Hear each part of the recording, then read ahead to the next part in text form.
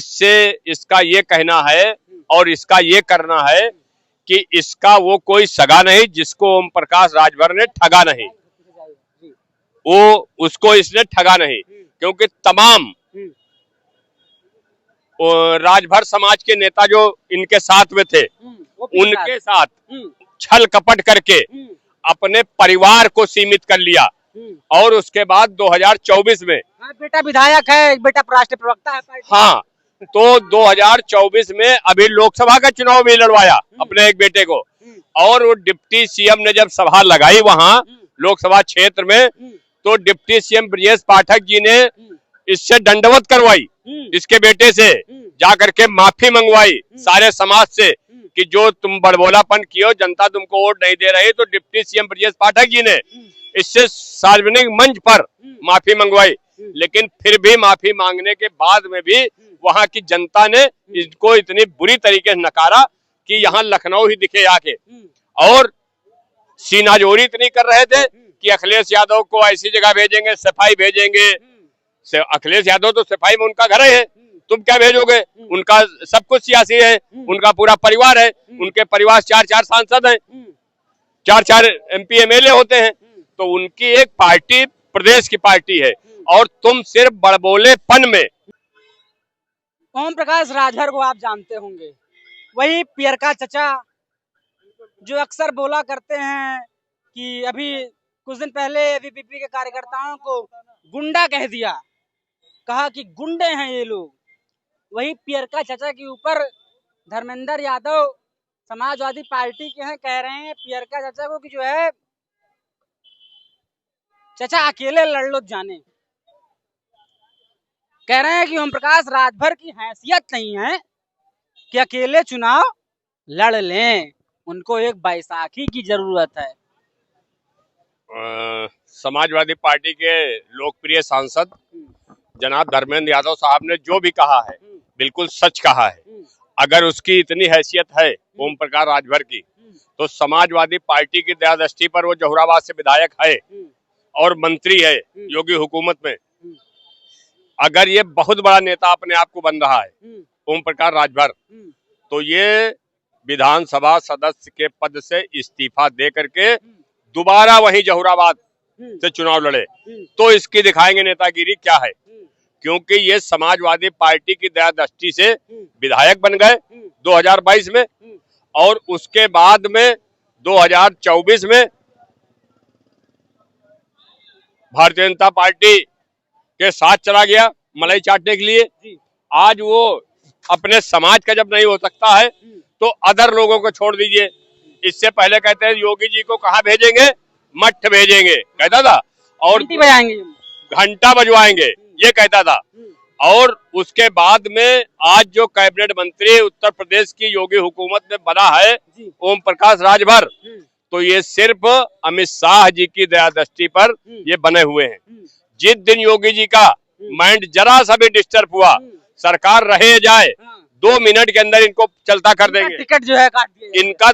और अभी जब कह रहे थे वहीं से घोसी से जो मुख्तार अंसारी के बेटे क्या नाम है विधायक थे, उनकी सदस्यता माननीय अब्बास अंसारी जी की चली गई थी, उसमें ये बड़ा तिलमिला रहा था कि हम लड़ेंगे, भारतीय जनता पार्टी कह रही थी हम लड़ेंगे।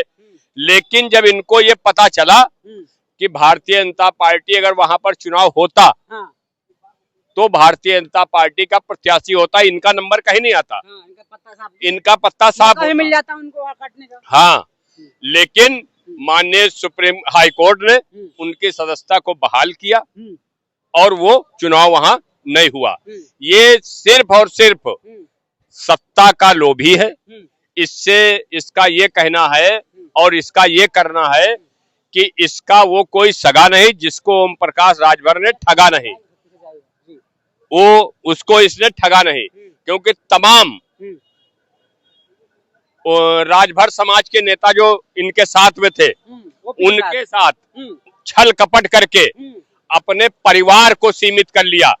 और उसके बाद 2024 में बेटा विधायक है, बेटा राष्ट्रीय प्रवक्ता है। हाँ, तो 2024 में अभी लोकसभा का चुनाव भी लड़वाया अपने एक बेटे को, और वो डिप्टी सीएम ने जब सभा लगाई वहां लोकसभा क्षेत्र में, तो डिप्टी सीएम ब्रजेश पाठक जी ने इससे दंडवत करवाई, इसके बेटे से जाकर के माफी मंगवाई सारे समाज से कि जो तुम बड़बोलापन किए, जनता तुमको वोट नहीं दे रही, तो डिप्टी सीएम ब्रजेश पाठक जी ने इससे सार्वजनिक मंच पर माफी मंगवाई।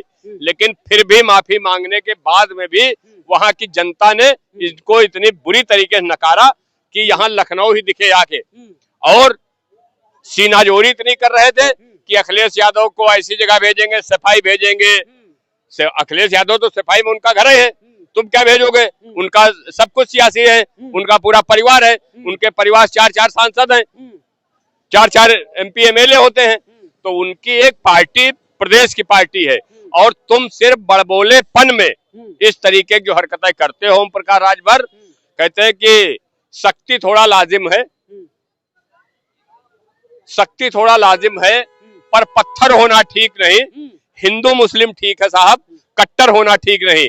अभी एक और मामला आया था, एक यहाँ बाराबंकी में रामस्वरूप विश्वविद्यालय था, जहाँ छात्रों को मारा गया, जहाँ छात्रों के ऊपर ABVP के छात्र थे और उनपे पुलिस प्रशासन ने तबीयत से लाठी भांजी थे। तमाम पदाधिकारी जो थे अखिल भारतीय विद्या परिषद के तमाम चोटिल हो गए थे।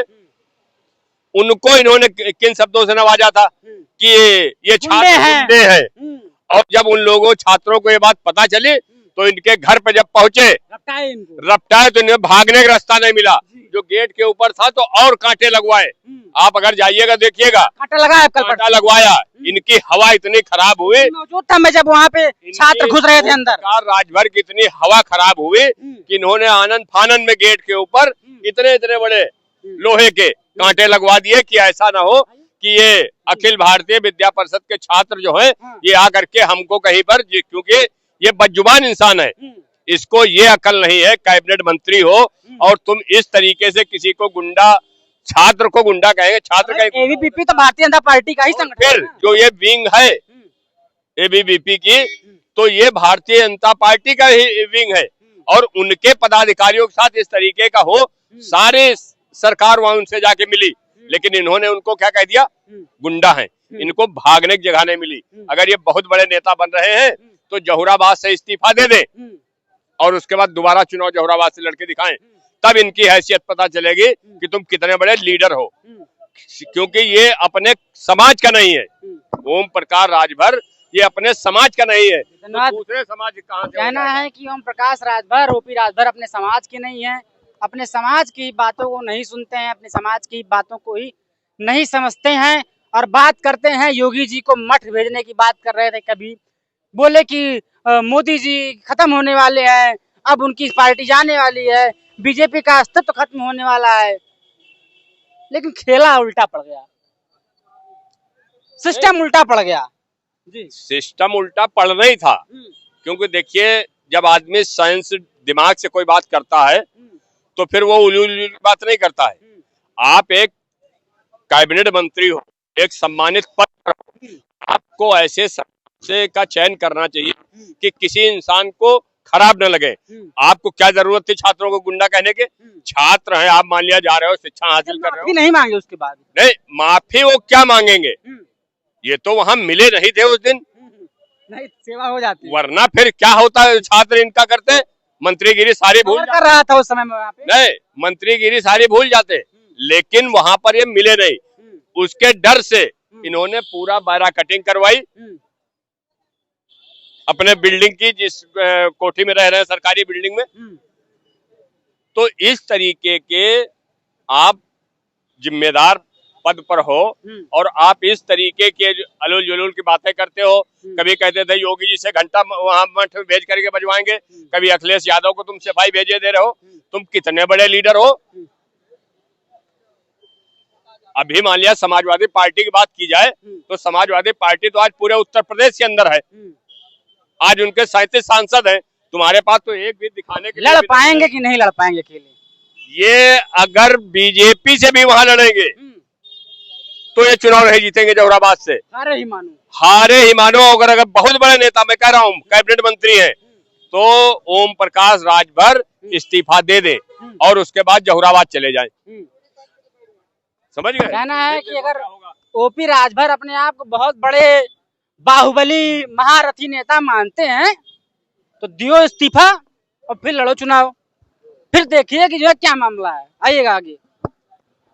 धर्मेंद्र यादव जी कह रहे हैं कि जो है ओपी राजभर की अगर इतनी हैसियत है तो अकेले चुनाव लड़के जीत लें। अगर ये सच कहना है, अगर कहें तो थोड़ा से गलत होगा। ये सब बरसाती मेढक है। ये जब बरसात हुई, अभी इनका कोई पता नहीं कि आज भाजपा में रहेंगे, कल सपा में चले जाएंगे, कांग्रेस में चले जाएंगे, कि बहुजन में चले जाएंगे। ये सब जो है मौका प्रस्त है और इनका मौका चाहिए। इनके लिए पार्टी विशेष कोई नहीं है। इनके लिए पार्टी मतलब है कि वो कपड़ा बदलना और प्रॉफिट होना। अगर प्रॉफिट हो रहा है तो भाजपा के साथ रहेंगे, प्रॉफिट बीच में बंद हो गया था तो वही भाजपा थी।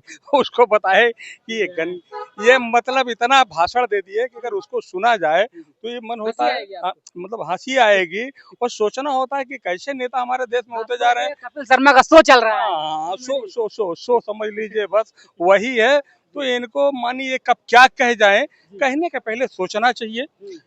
जैसे अभी छात्रों के उस पे इन्होंने बात